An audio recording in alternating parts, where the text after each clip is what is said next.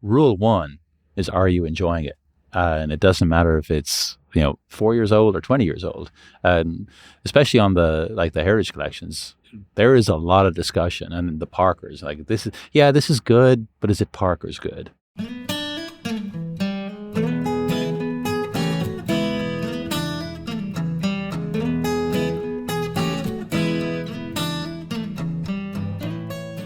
Hey everybody, welcome back. It's another episode of Bourbon Pursuit, the official podcast of bourbon. I'm Kenny Coleman.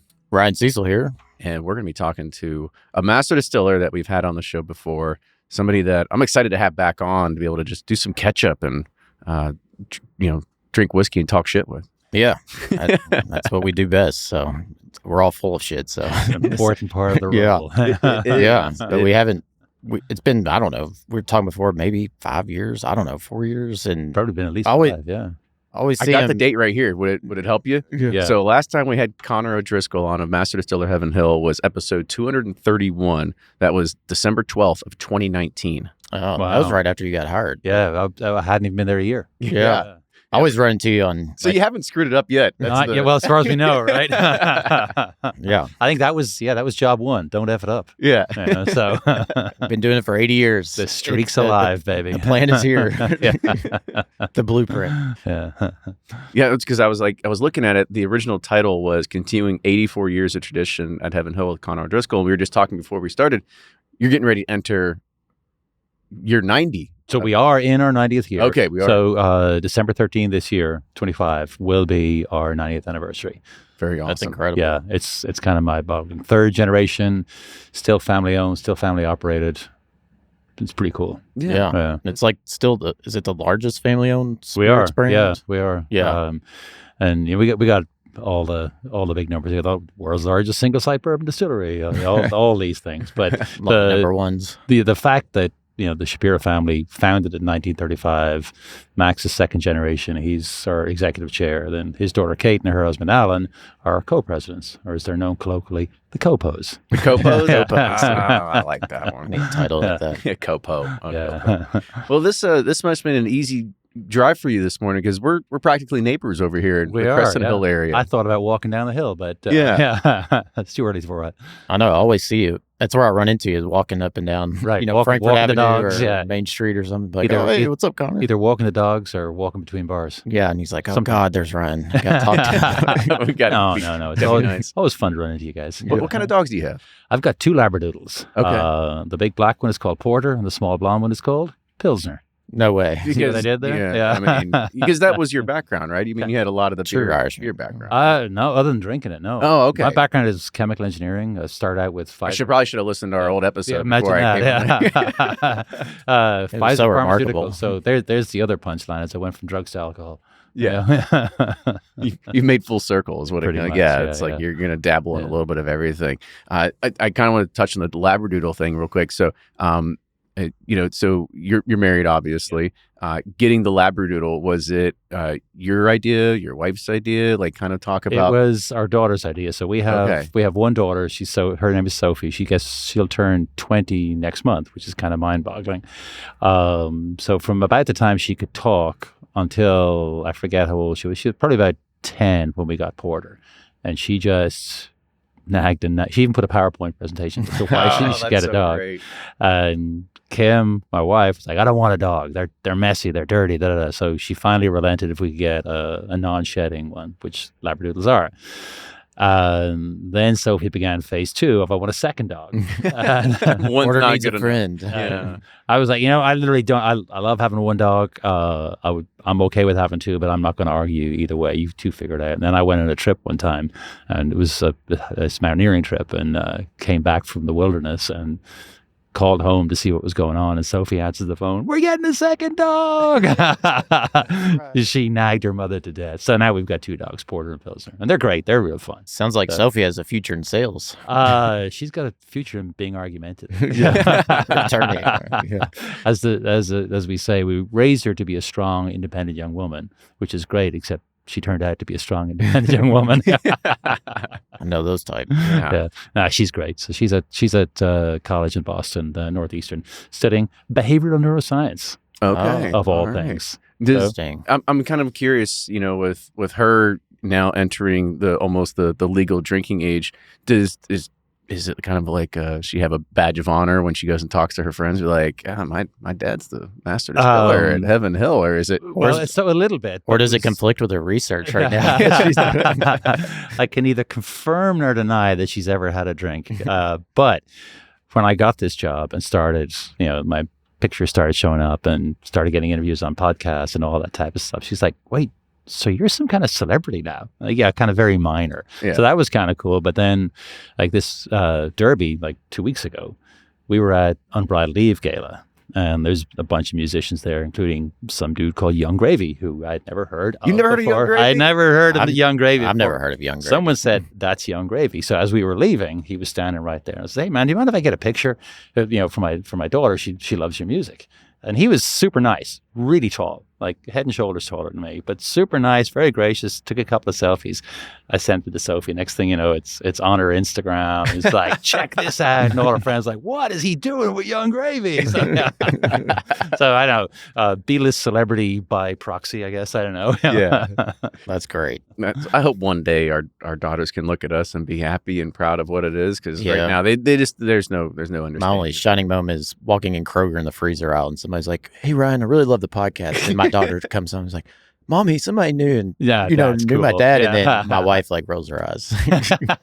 Don't encourage him. It's part of what it is. Having kids, it's hard to have them understand the gravity of what we do. Yeah. And I mean, you're right. It does feel kind of like you're B-list. That means we're C at best. So having somebody recognize us in public is it's always fun. It is fun. I'm not going to lie. It's kind of fun. Yeah. I guess because last time we were recorded with you was back in 2019. So since then, your popularity has gotten bigger. What was that sort of transition like? Because you were less than a year into the role, and I'm sure everybody knows that it takes at least 3 to 6 months to figure out what the hell you're even doing. Where the coffee pot is. Yeah. And so at that point and going forward now, have you started figuring out really what am I really doing here? Right, right. Obviously you're doing podcasting. Yeah. We'll talk about Heaven Hill Springs here in a little bit too. Right. That's been a big part of it. Yeah. So kind of talk about where your tentacles are in these days. So it's like in 2019, like I said, it was still trying to figure out which way was up at Bernheim. So that's our big distillery here in Louisville. And, we've owned it for a little over 25 years. Actually, it's a little over 26 years now. And it's made all our award-winning whiskey for the last 26 years. It is a big beast of a distillery. And it's kind of, what's it, like 1,200 barrels a day or something? It's 1,500 barrels a day. 1,500 barrels a day. So 1.1 million pounds of grain is milled and mashed every day.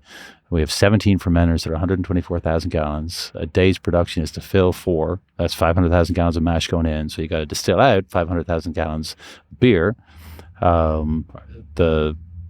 have 3 stills, 70 feet tall, 6 feet in diameter. Oh, 6 feet. Okay. I for some reason I thought 36 inches. And now no. It's taller than me. They are big. And they make over 100,000 proof gallons a day, about 105 proof thousand gallons a day, and that works out at 1,500 barrels and change. Cross that craft excess tax in 2 days. Well, that's one thing 48 hours. This whole thing about craft, the smaller you are, the craftier you are. Like, I like to point out that we craft whiskey just on a large scale. Like, we make the definition of craft is really good, right? So we make a lot of really good whiskey. We craft a lot of really good whiskey just on a large scale. I remember, did Max Shapiro use that line? It had to have been like at a sales meeting, I think, like, because my wife used to work at Heaven Hill, and I think she told me that line at some point where Max was. It was because there was this whole idea boom of craft whiskey, and he's like, "Wait a second, we're craft. Like, exactly. Don't pull us out of the equation here." Yep, and I mean, taste any of our products; they have been well crafted, and that's a huge badge of honor for me and the whole team. Well, speaking of craft, let's pour whatever. All right, right so here. what we got here, I brought 3 samples of Grain to Glass. So Grain to Glass was a series of new expressions that we brought out last year, focused on working with family-owned companies, focused on sense of place, new mash bills. We worked with Beck's Seed Company, who actually produces hybrid corn, so non-GMO. And then worked with Peterson Farms, another third-generation family-owned company, to grow it. And then we made it into these whiskeys. So we have a high rye bourbon, a high wheat bourbon, and a high rye whiskey. As they say in Kentucky, high rye rye. High rye. And it's grown right across the street right there. That's right. So there's a field right across. It's in winter wheat right now. So this is the second edition. So every year we're using a different corn varietal, and the mash bill. I should have remembered this. Is 53%. There's so many mash bills. So it's 53% of the corn, and then 35% of the small grains. So this has got 35% rye, the next one got 35% wheat, and the 13% then is malted barley. Yeah. Yes. So last year was the first year, I think, and it was like a 6 year. So I'm assuming this was planned in like 2016, so these 2018. By the time they hit the bottle, they are right under 7. So we're not actually age stating them, but they are in that 6 to 7 year window. Yeah. So I guess this thought was before you came in, but I guess they were just starting to plant the corn and so when I plant the seed, plant the seed, that's good. That's the way to start your day. If in case anyone's wondering, it is not even 10 o'clock in the morning. So here's breakfast, right? Bourbon breakfast. But I mean, you guys are very familiar with our whiskeys and our mash bills. And HH Reg is the 78, 10, 12, goes into Evan Williams, Elijah Craig, a bunch of stuff. And you can tell how different this is. This is. It's got a much sweeter profile to it. And a lot of vibrant fruit. That's nice. It is. This was which release now? So this is the second release. This is the high rye one. This is the high rye bourbon. So this is a Kentucky straight rye, a Kentucky straight bourbon with the flavor grain is rye. And the Beck's varietal on this one, I forget, it's like the last year was 6158. This is 6225. If you want to look up their seed catalog and understand how many days it takes to germinate and how long it, Yeah. So talk about like the air, because I guess they're hybrid varieties. Like, are the yields similar to like yellow dent? Or are they less? So it is yellow dent corn. Okay. But what they do is they've got this plant husbandry program where it takes them at least 10 years. Like, all right, we're going to develop from these strong strains, we're going to develop a new one that will grow well in central Kentucky or in northern Illinois or in, western Ohio, whatever it might be. So they're very region specific. And that's the conversation we have with Beck's every year. All right, what have you developed that's going to grow well on, Bernard Peterson's farm and produce a high starch content that we can make whiskey from? So it's kind of got to work for everybody. Sure. And it's a really fun conversation, but like I said, it takes them a solid 10 years to bring a new varietal to market. Does it? So if you want to look like where do you start with this? Did this program start in 2017 or did it start, 10 years before that with Beck's? So then Bernard plants the grain, harvests in the fall, holds on to it until typically we mash and distill these in December and put them in the barrels. And then 6.5-ish years later is when we bottle them. Yeah. So you were just coming online when this project was starting then. Was this sort of something that you were overseeing or championing as a part of this, and still to this day figuring out like what the next iteration of putting the glasses so would be? It was Max Shapiro's brainchild, and then worked with the brand team and obviously the production team, and Denny Potter was the one who made this edition and the first one. Next year will be my one. But it's a real test. Yeah, right? it's very past the baton, but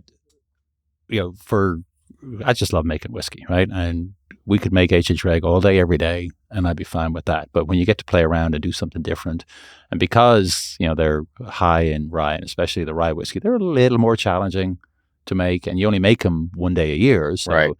So it takes up like, that 1,500 barrels a day. So typically what we'll do is we'll do 2 fermenters of each. So it's kind of like a half day, but we run them back to back. And because the rye quantities are so much bigger and the wheat quantities are so much bigger, it takes a little longer to mill that and get that into the cooker. And then typically we're either using rye or we're using wheat. And there's like a weeks apart Whereas this, it's like today we need rye and tomorrow we need wheat, so we got to get that bin empty and this bin empty. So it's a lot more. Team's like, damn it, we got this thing humming, on these 78, 10, 12s. Yeah.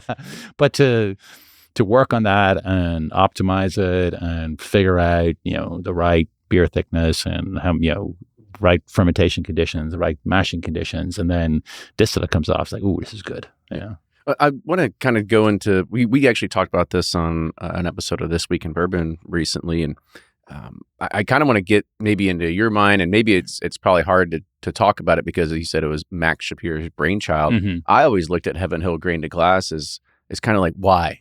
Because I understand from a creative standpoint for you, it's like, okay, well, it gives me opportunity to just not do HH reg day in, day out. But I look at it from a business perspective and I go, well, we've already got X amount of brands that we're trying to push. Yeah. Is this going to detract from Elijah Craig? How's this going to go ahead and it's like not play with our Evan Williams profile? Right. And it's you create more chaos when you already have a well-run engine that's going, and it's like, why create something that, if it ain't broke, don't fix it sort of thing? Well, that is a great question. And if you look at our portfolio, we've got everything from unaged corn whiskey all the way up to the most unicorn of unicorns, the Heritage Collections, the Parkers, the William Heaven Hills that people like give their firstborn to get a sample of, you know?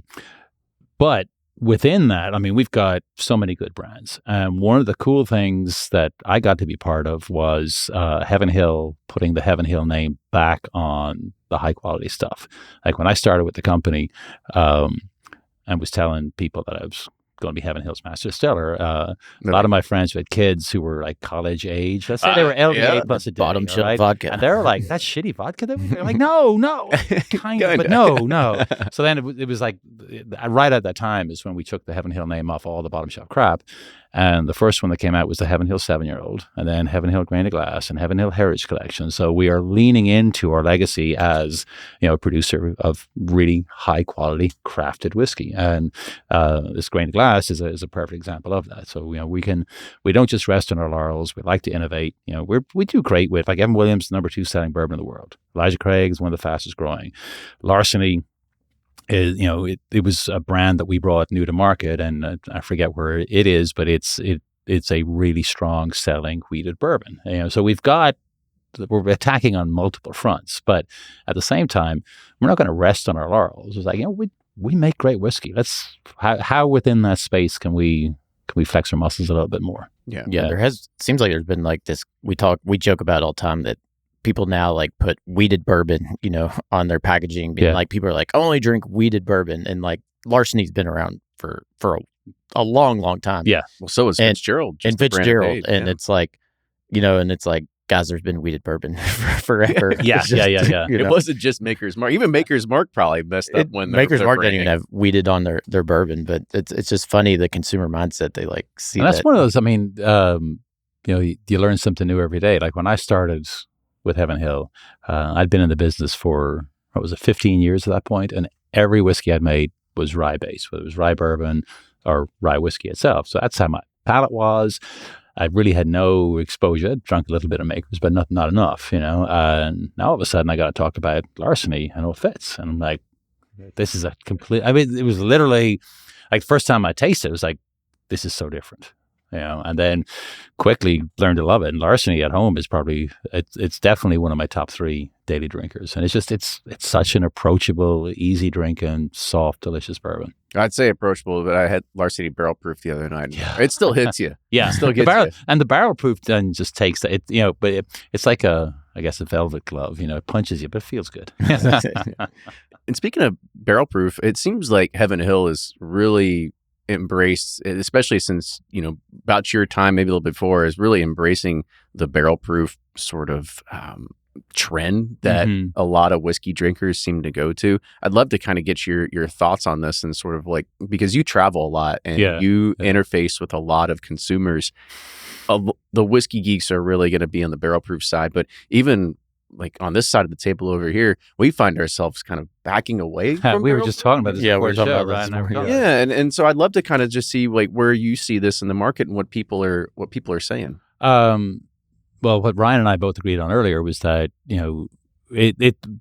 we bring out great barrel proofs, and they're fun to drink, but they're they're not an everyday drink because it's such a big, rich, bold whiskey. And I drink them with a big rock because I like that initial sip of 126, 132, whatever it might be. And it's like, boom, that's a big, bold whiskey. But then as the ice melts and opens up, it becomes more approachable and just easier to drink. Like, I don't think you should have to fight your whiskey to enjoy it. Yeah, that's true. Totally. We do a lot of that. The big age statement, the high proof, it's like, yeah, because it's all good, but sometimes a good 100 proof, 105 proof, 94 proof, just it's nice and easy drinking. We always talk, because we did a lot of Elijah Craig single barrels when you could only get it at 94, and they were absolutely some of my favorites. Yeah, incredible.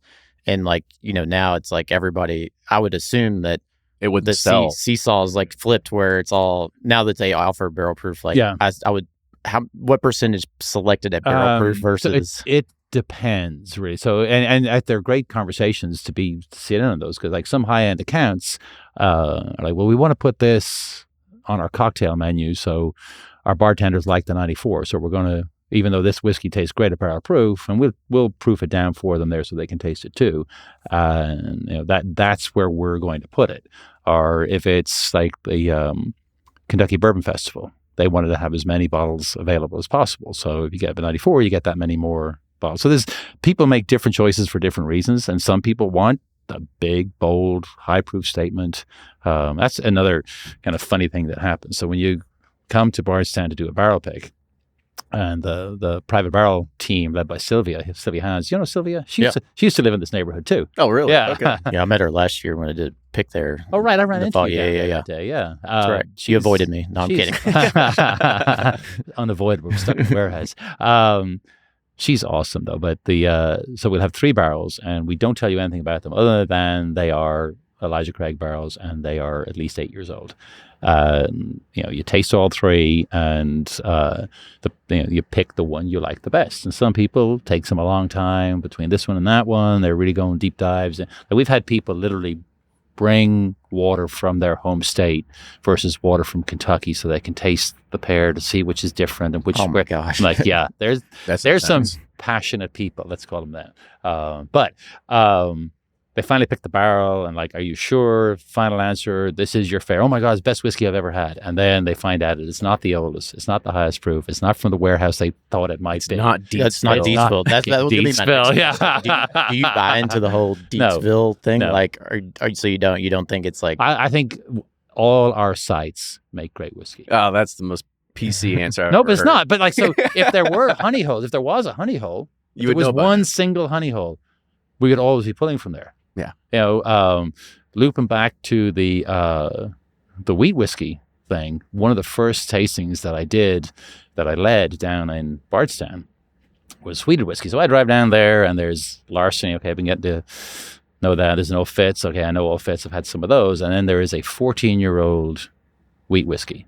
Like, fuck, 14-year-old wheat whiskey. It's going to be overaged. It's going to be woody. I'm going to have to lie about this and kind of make something up to make it taste like it, sound like it tastes good.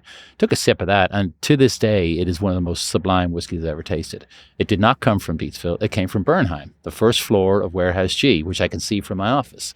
And those are the brick and concrete. Yeah. So yeah. G is one of the 10-story ones. So we have 1 8-story one, 2 10, and 4 12 stories. And literally one of the most sublime whiskeys. So we brought it out as I think it was either a William Heaven Hill or a select stock.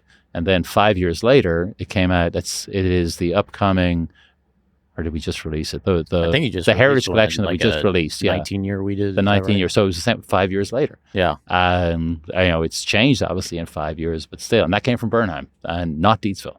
So depending on the whiskey, depending on the barrel, depending on all the other factors, every site can churn out great whiskey. But Parker at one time said his favorite site was Deatsville, and so therefore everybody wants a Deatsville barrel. Yeah. So what's it like? Because you have those massive 50,000 barrel sites on Cox's Creek, and I would assume that whiskey's getting what, 6, 7? We're bringing stuff out. Actually, this stuff came from Cox's Creek. Oh, yeah. really? Okay, so you tell cool. me. Yeah, it's great. No, It must be working. it must be working. Yeah, I didn't know if there was any concern, with that much, whatever thermal mass or whatever with barrels and ventilation. If there's any differences versus a smaller rickhouse.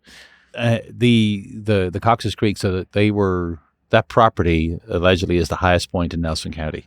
It's pretty flat, but that's the highest point. And you can see it as you drive up. It is kind of up on a hill, but because you go down a big valley there right before Mount Washington. Yeah. So it's great for airflow, and they were designed for ease of operation. So there's more aisle space for the warehouse teams to work in. In one 3-tier rick, it'll fit one truckload of barrels.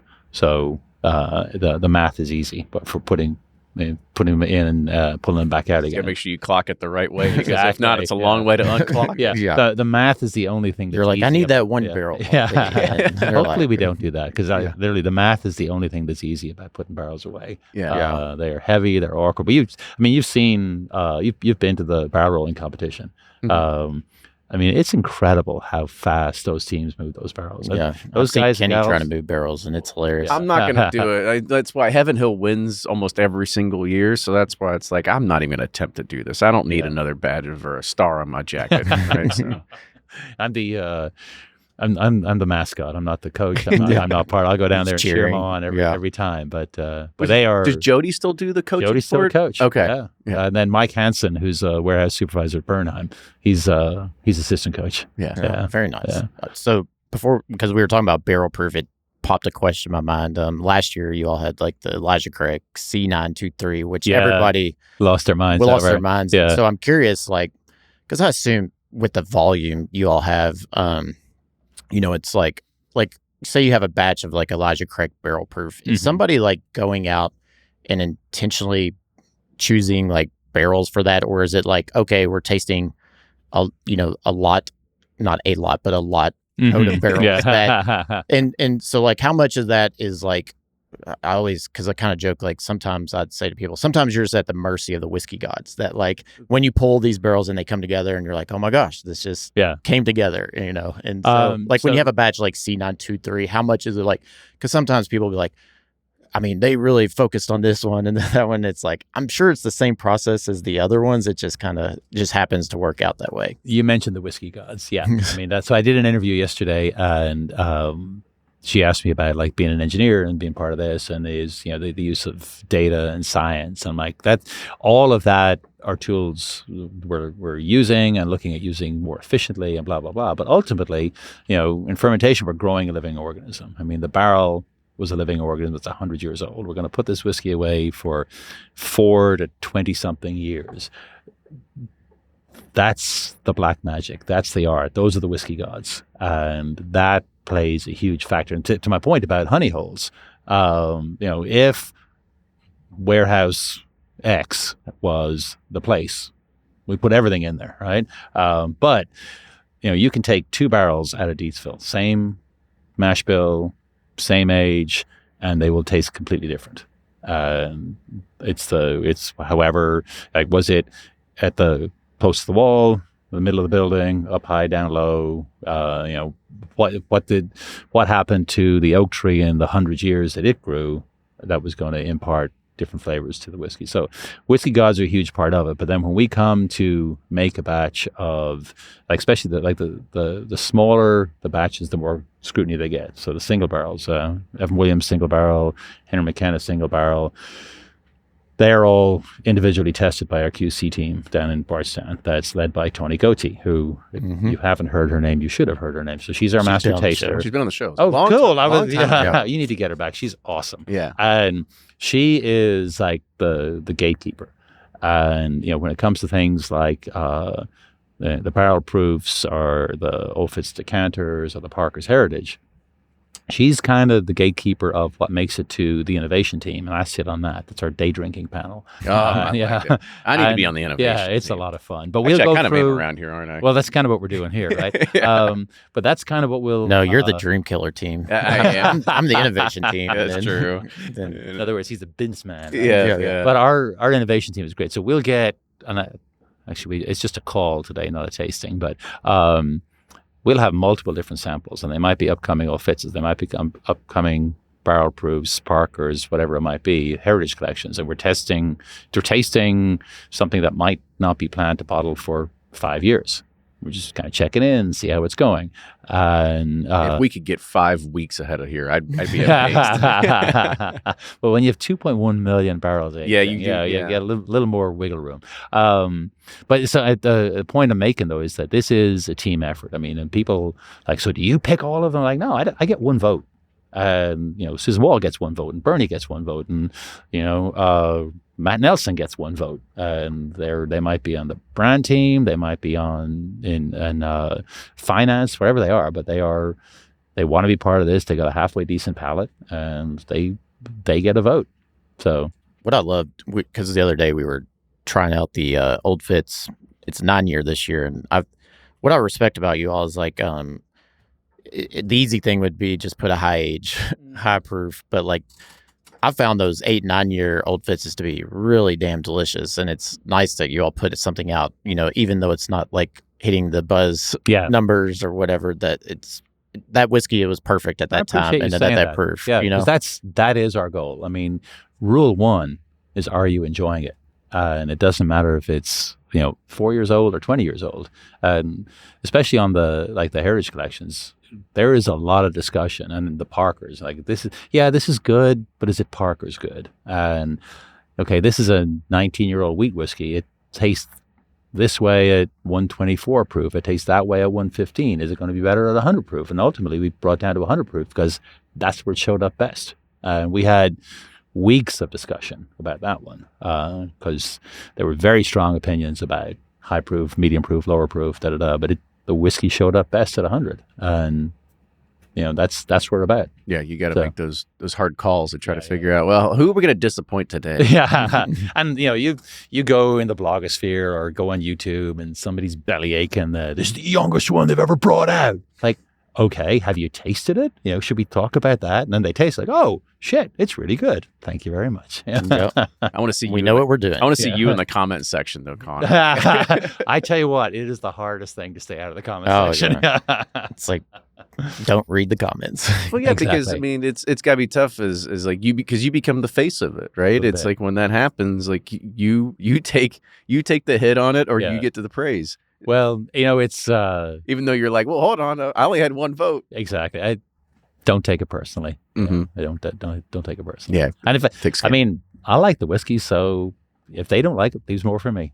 Yeah, there you go. Do you want to try another one? Sure. Yeah, let's hop on that one. Let's All pop right, another one open. So here. let's switch to this is the wheated bourbon now. So instead of 35% rye, it's got 35% wheat. And I forget the proof on this one. This is 106.6. That one is 105. Okay. These all were entered at 107. So typically everything at Heaven Hill goes in at 125. But the grain to glass went in at 107. And the reason we did 107 is because that was the original entry proof for Heaven Hill back in 1935. Okay. So, well, there is something to say about low entry proof. I mean, there's companies that do it, and it does show something at a especially at the 6-7 year range. Mm-hmm. It creates a really great delicate whiskey.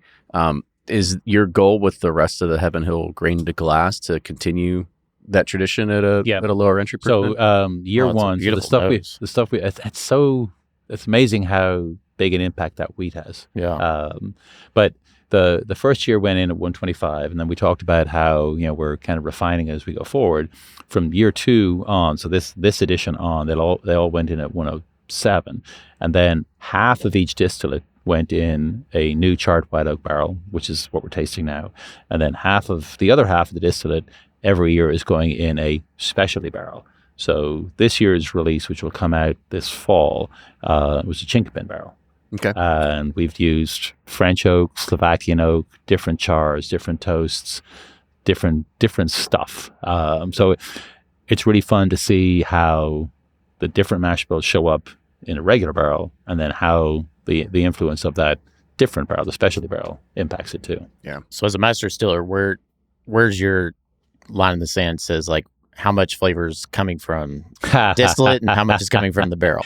I had this conversation with exactly. So I mean, honestly, new make whiskey. It's got none of the color and 30 or 40% of the flavor, or even the flavor components. And then all the color and the rest happens during maturation, which is not necessarily from the barrel, but it's from the barrel and what happens in the barrel. But somebody asked me specifically, how much contribution does yeast have? I mean, if you think about it, yeast makes all the alcohol and everything that ends up in the distillate. So yeast is probably the most important one. And as a self-professed yeast geek, I mean, I'm going to stand by. I'll fight you.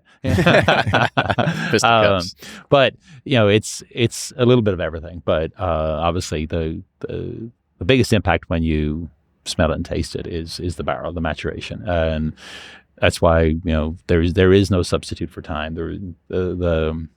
The chase for the holy grail of enhanced maturation seems to have abated, thankfully, because, I mean, you guys are bringing out brands now. You know that 2-year-old whiskey tastes like 2-year-old whiskey. Yeah, it's tough. You can't cover that up. Exactly. And it doesn't matter what you do. You can't cover it up.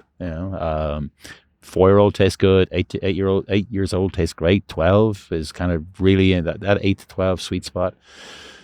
And then you get past that, we're in the nice position of having so many warehouses, so many barrels, as we can be very selective about what we put the big age statements on, the Elijah Craig 18, the Heritage Collection, stuff like that. I assume those just sit on, bottom floors and well, speaking of the lack of honey holes, which one were we just talking about? It was the Heritage Collection, the Bernheim came 19 year. So can't be that one because that one came from Bernheim, but whichever one it was came from like 5th and 6th floors of one of the warehouses at Heaven Hill in Bardstown. Surprisingly delicious for one that had been kind of on medium-high floors for such a long time. So the whiskey god smiled on it, and beautiful things happened. Yeah. So it works out well. Yeah. This one's delicious. It is good. It's like a little, the first one had like this big, vibrant fruit, a lot of citrus, that, assuming from the ride, this one's just like really soft, creamy, chocolatey, lots of raspberry kind of creme brulee flavors. Nice.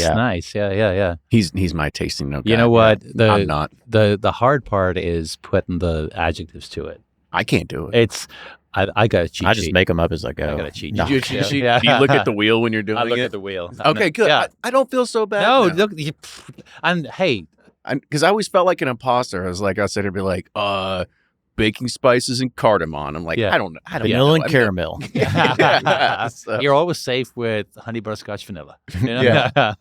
And realistically, those are nearly always there. But then when you can put the adjective to it, like raspberry, dude, there is kind of a raspberry note, and I might have got as close as like red fruit. Is that strawberries? I don't know. Yeah, definitely a berry note. Yeah. The red fruit covers a lot of category there. So, and then there's the classic story of like Jimmy Russell and Parker Beam and I don't know, Freddie Noe or whatever, sitting around and somebody was going on about raspberries and creme brulee, and he goes, I didn't put any of that shit in my whiskey, did you? Yeah, I remember that story as well. Yeah. So I kind of want to switch gears and talk about Heaven Hill Springs. By the time Heaven Hill Springs. By the time this is airing, Heaven Hill Springs will be open. Visitors be coming through. Mm-hmm. Kind of talk about y'all just filled your first barrels a few weeks ago. Just happened there too. So kind of talk about your role in there and what have you been doing as part of the preparation for it? Busy. So you mentioned earlier that the first time I was on your podcast was December 2019. I looked back through my calendar, and I think the first meeting I could find that referenced, quote, the new distillery was in December 2019. Might have been November, but right around there. Good thing you didn't spill the beans on well, the first it was one. literally like, what should we do? So we were looking at what Bernheim could produce, and I had just started working on like increasing productivity. Like the nameplate then was 1,300 barrels a day. We took it up to 1,500 barrels. Did a lot of optimization on the schedule to make it 1,500 barrels 7 days a week, and just crank. Sure, Max loved that. More profit. So I used to say my marching orders were to make all the whiskey I can, and then a little bit more. And when we got that 1,500 barrels, I was like, Max, I've figured out how to make all the whiskey I can, and then a lot more. He loved that. But even with all that, like the nameplate capacity there now is 450,000 barrels a year. And you're looking out, 8, 12, 15 years, whatever it is, like that's not going to be enough. The way Elijah Craig is growing, the way we expect Evan Williams to grow, the way we expect the rest of our portfolio to grow, all this grain of glass, all the rest of the stuff that we're slotting in, we're going to need a new distillery. So we did the math, laid it all out, presented it to Max and Kate and Alan, and there was a lot of deep discussion went on for a long time. And ultimately the decision was, I guess we need a new distillery. And that was right when COVID was starting to happen. So a lot of the first meetings were over Zoom. But I literally have a spreadsheet called sizing. And there's a tab for the granary, and there's a tab for mashing, and there's a tab for fermentation, a tab for distillation. And the goal was to make a 3-phase project, 10 million proof gallons, so 150,000 barrels per phase, and do it in a future-proof and economical way as possible. So for probably 2 years, we worked on design, layout, capacity, throughput, phasing, all that stuff. And we broke ground. We had the governor there in June of 22, and then construction actually started about a month later. And we were operational by the end of last year, so 2.5 years to build it and get water and steam pumping everywhere. And Ryan is from Bardstown, so he knows it's no easy feat to get the city to even approve new water lines and stuff like that. Well, you know the water line that's being built along 245 right now? Yep. We financed it. We financed a chunk of that. Bardstown is the bourbon capital of the world. So we were really happy because we looked at multiple different sites. I mean, Shelby County, Bullitt County, blah, blah, blah. But Bardstown is our home, Heaven Hill's home. So it's great to be able to tell the story of like a bourbon homecoming, because obviously in '96 the fire, we didn't produce in Bardstown for almost 30 years, and here we are, we're back. And as you mentioned, Ryan, we had our ceremonial first barrel filling about a month ago. We're continuing to the Still's running right now. It's making great whiskey. Thrilled about that. Who's manning it if you're here?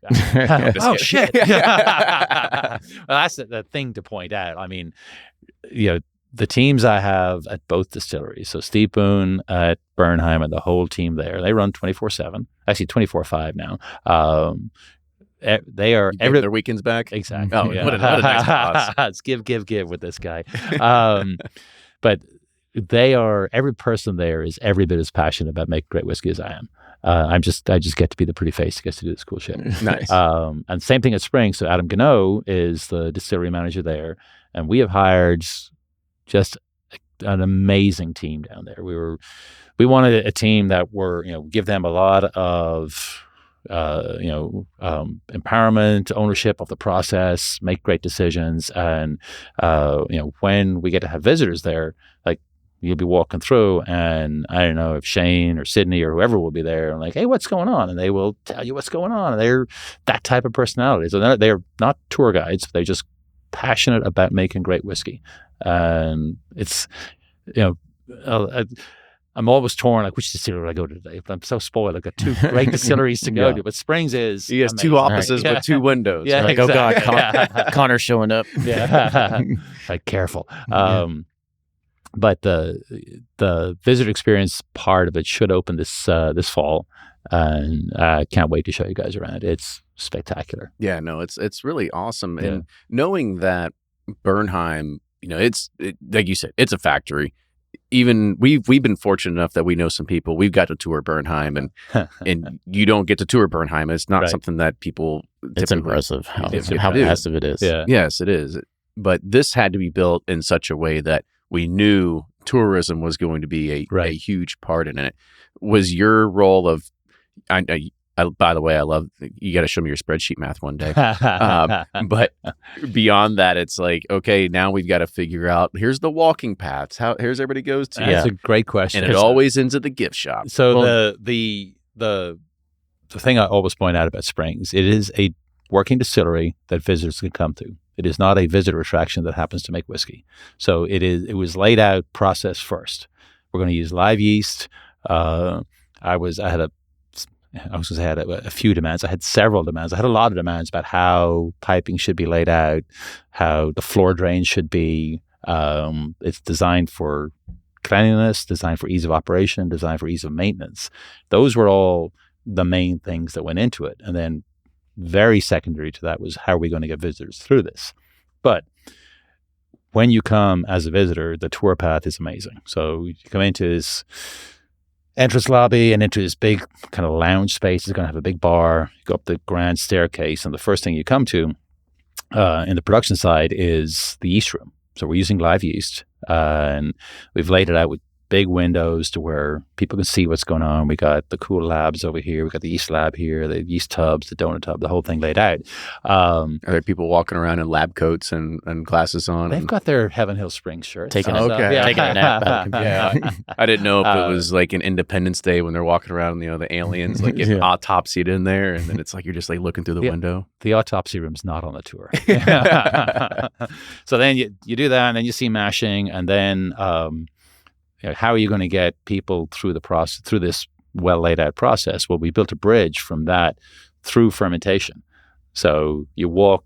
We have 10 fermenters. They're 80,000 gallons each, and you walk across this bridge, and they're towering above you and going down below you. And then you go upstairs and you come back through fermentation, where you're at the tops of them, and you can look in the fermenters and see the bubbling and all that. And then you go in the still house, and our if you look at any of the coverage from Filling the First Barrel, you see our spirit safe that my colleague Annie Hibbs designed, and it's the Heaven Hill HH. I saw and the whiskey flows through the HH. Yeah, it's pretty awesome. It's spectacular. I know I always, because I was like, well, Wilderness Trail had the coolest one, and now you all have the coolest one. So it's like, who can top the next one? There is a certain arms race going on. Now, there are no moving parts in ours, which I'm grateful for. And shout out to like Anna for designing it, but she literally, I've seen the piece of paper where she sketched it and gave that to Vendome, and there was lots of conversations and lots of this, that, and the others, but Vendome built it, and it turned out great. And it's a cool focal point for the tour. And then from there, you go to a tasting room, and I just point out that you won't be able to come to Springs and buy a ticket there. You'll go to Heaven Hill, the main visitor center, the Heaven Hill Bourbon Experience, buy a ticket there, get put on a bus, taken over to Springs, come in the visitor entrance up the hill, and ta-da, there's the beautiful building, and do your tour, have a tasting, go back to Heaven Hill. So now Heaven Hill is going to be a bus missing company. piece, of doing a tour in Bardstown at the visitors, and you got to do the warehouse, but that was kind of like missing that, that factor, how we were it's aware made. of that. Yeah, totally. How difficult is in, because you make this decision 2019, bourbon's hot at that point, went crazy during COVID. Mm-hmm. Now there's people saying bourbon's dead, blah, blah, blah. I beg to differ. Right, exactly. So are y'all still comfortable with the decision made? Like, because I'm sure Max has been through this several times where, you either have not enough whiskey or too much and this and that. And so, talk about maybe his thought process of why we should move forward with this. 2 stories on that. And the first, a little anecdote from Max, like at the Beam conference, the Beam Institute conference in March this year, Kate was one of the keynote speakers, and she talked about, how do you plan for 10 years from now? And afterwards, Kate and Max and some others were talking, and Max was like, I've been in this business for 55 years, and I'm over 55 on picking the number that we should make. So it's damned if you do, damned if you don't. You make too much, what are you going to do with it? You make too little, how are you going to sell it? Or you wish you had it to sell. This is one of the great things about working for a family-owned and operated company. We've been through worse. I mean, Heaven Hill started in the Great Depression. Made it through World War II, made it through the 70s and 80s when, as Max likes to say, bourbon almost went to the great liquor store in the sky. Our distillery burned down. And here we are, 90 years in, brands growing all over the world. I mean, our export business is very small, but it's growing. Our domestic business is growing strongly. Not as strongly as it was in the first 6 months of COVID, but then that was crazy times. So was everybody. Yeah. I mean, if that could be said for Peloton. Exactly. I rode my Peloton this morning. But again, being family owned and operated, where we're not beholden to Wall Street, rather than panic, we just all right, well, we're not going to jump through a bunch of hoops to bring Springs online earlier than we need it. We're going to kind of put things in second gear and keep going, and do it deliberately, do it carefully, do it the right way. And same thing at Bernheim. We just slow things down a little bit and Yeah, you're not like not producing, right? You're still producing. It's just slowing down a little bit. The worst thing you could do is just shut down completely. Exactly. And then all of a sudden, then you're left with a huge window of stuff that nailed it. Here we go. 8 years later, all of a sudden, bourbon's back on top, and you're going, well. And there's the damned if you don't, Yeah. Well, sorry, didn't mean to cut it up, but I think people don't understand. Like, I think because we had, what's her name, Susan Wall, or is that her name? That was on the show, and people don't understand. It's like, okay, when you have like Elijah Craig, Henry McKenna, these premium brands, you try to put focus on them, but you have those take away from Evan Williams, so it's hard to grow both simultaneously. So it's like this gives you the flexibility to do both, right? And it's there are struggling operations out there because they were going to sell $100 whiskey. That's all we're going to sell is $100 whiskey. And we see how that's working. Yeah, I did see you've got different price points. So smart guys. Anyway. Yeah. But you think about it, they put all their eggs in one basket because in 20 whatever, $100 whiskey was the hottest thing out there. And we brought out our age stated bottle and bond, 7-year-old. This bourbon is 7 years old. In one window we should have charged $150 for it, but we charged 50 something bucks for it. It's an age stated bottle and bond that there were 10 of them available in the country. One of as Bernie likes to point out, that's one of the rarest whiskeys in the world. There are very, very few age stated bottle and bonds, and Heaven Hill 7 is available in every liquor store, even though it's quote the rarest whiskey in the world.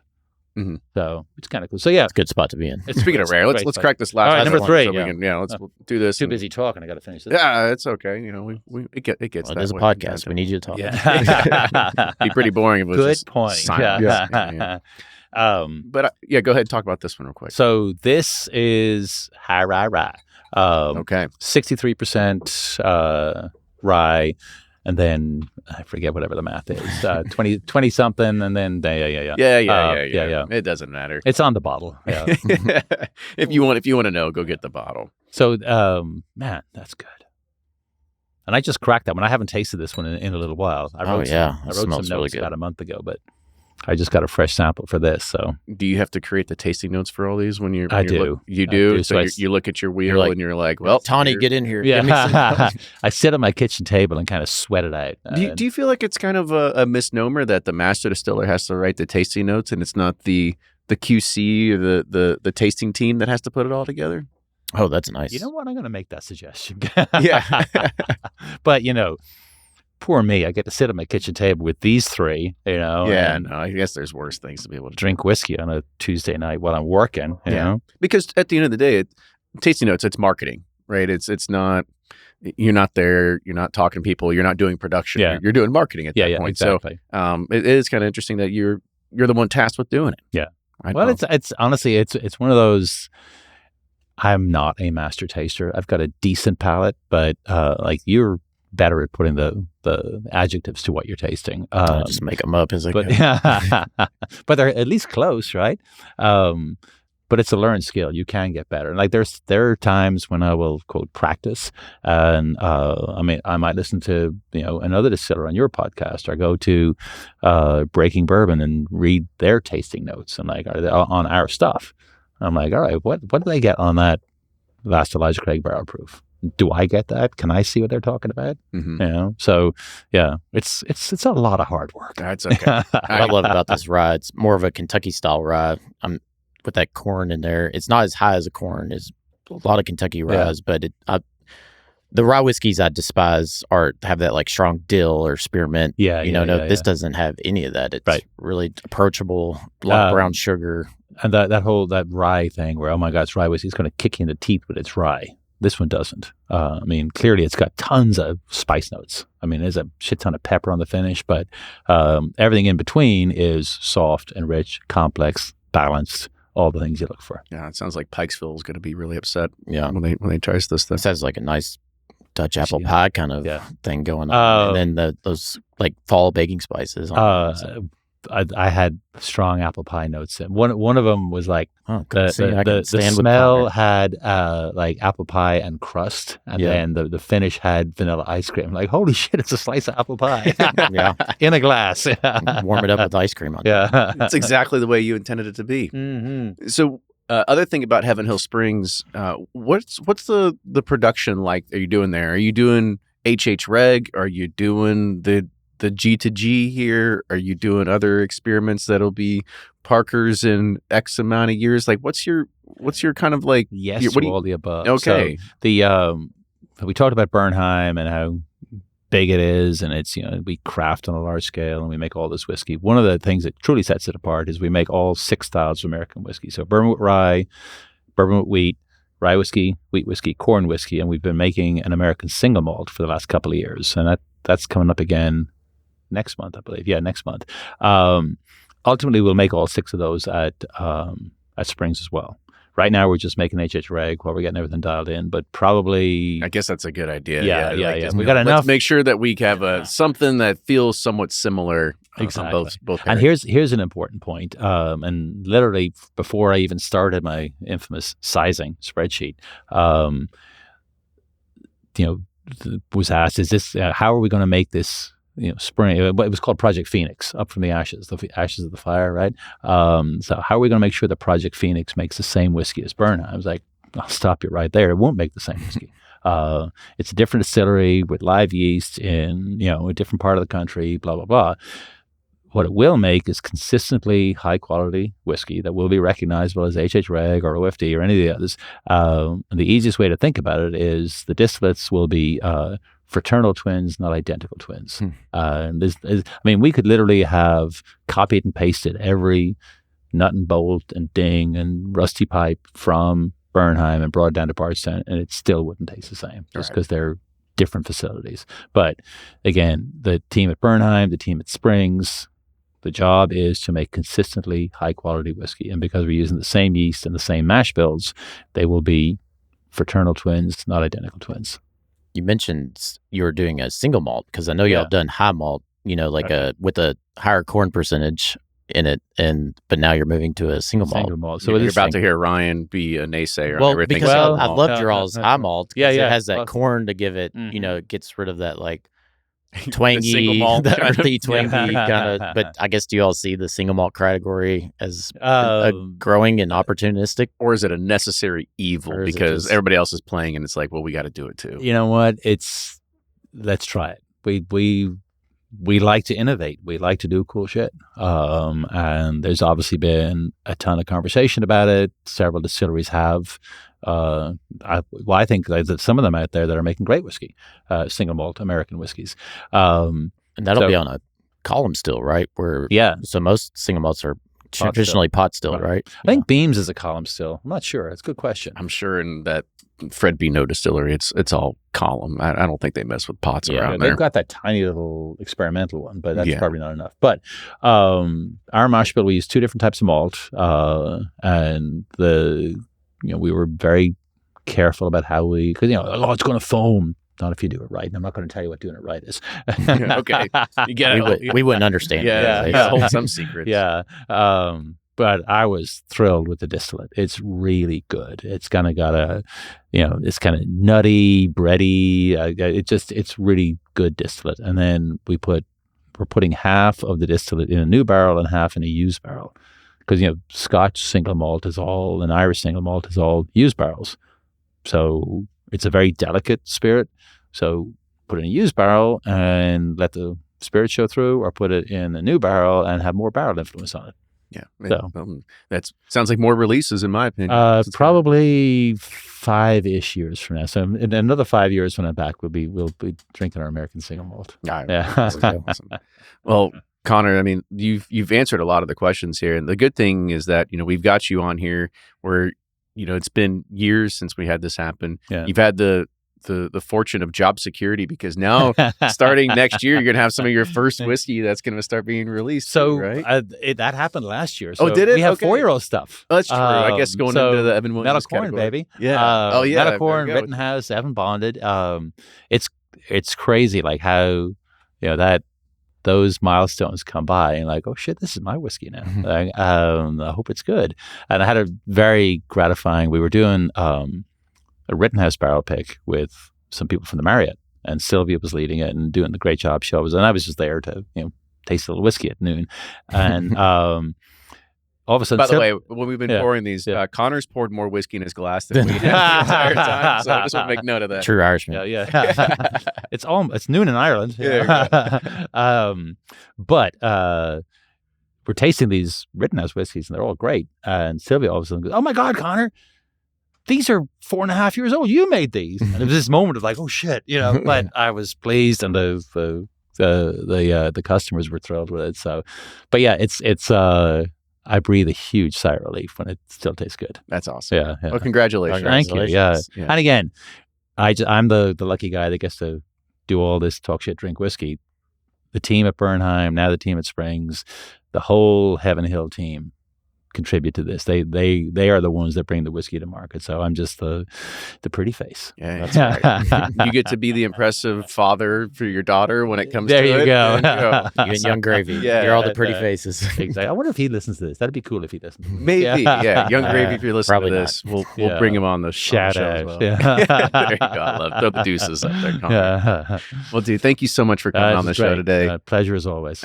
This is what I love about this is you're an easy person to talk to. You're a friend of this, and I told you before we coming on, it's like we don't have an agenda. Let's just have some fun with it. And thank you for bringing these samples here. These grain and glass samples are amazing. They're all awesome. Yeah, completely changed my mind compared to the last releases. I wasn't the biggest fan of, but these ones, I don't know if it was because of lower entry proof or different grains or whatever it is. But hey, these ones were all fantastic. Cool. Which was your favorite? Would you say? Ooh, I'm torn between the rye and the wheated bourbon. I know. I sound bad. I really love the rye whiskey. Yeah. The wheated bourbon's probably I don't know. They're all so good. It just depends what I'm in the mood for. Great answer. Because if I want some sweet desserty, I'm going for the wheated bourbon. If I want some nice fruit, citrus, spice, I'm going for the high rye bourbon. But it's amazing how approachable this rye whiskey is. What though. A PC answer. Okay. Can you choose one here? All right, I'll have to go with the wheated bourbon. It's probably what I would drink the most of. Would you? Because I would actually go for the first one that we had with the Kentucky Straight Bourbon Whiskey. I thought it was fantastic. Yeah. So, had a lot of the bright fruit notes. Last year's edition, I think the wheated bourbon was my favorite. I think maybe the rye is this year. I know the rye's so good. That's why I'm so good. The wheated bourbon and the rye whiskey. It just has a different flavor to it. It's awesome. See, we got something for everyone. We get one each. Yeah. It's an easy one to just sell it as a 3-pack. Yeah. Then you're done. Well, Connor, thank you so much for coming on the show today. Thank you for catching up with you. And like I said, congratulations on all the success. And hopefully your daughter just sees you in a new light. She sees you the rock star that you really are. I appreciate that. You're an A-list celebrity. Yeah, your selfie with us won't go as far as Young Gravy. Well, thank you guys. This is great. For sure. And so make sure you go and check out Heaven Hill Springs. Now going to be online. Got to go and get your tickets over at the other visitor center. The Bourbon Experience. They're now a logistics company, so I guess they're going to have buses that are going to get you over there. But yeah, go and do that. I'm sure it's going to be an awesome sight to see. We're going to be able to see it here in a couple of weeks. So by the time this airs, we've already seen it. So I'm just going to go ahead and say that tail box is amazing. There you go. We'll give Anna the credit she deserves there. She does deserve a lot of credit. Yes, and make sure you follow everything Heaven Hill, follow everything Bourbon Pursuit. Make sure you also listen to the first episode that we had with Connor, so you get an actually more deeper dive into his background there too. We didn't really touch on it today, so you can kind of hear his whole coming of age tale there, backstory. Yes, and then if you do like the show, you can support us on Patreon for as little as $5 a month. Find us on all the socials, share it with a friend. That's the best way to make it happen. But with that, cheers, everybody. See you next time. Toodles.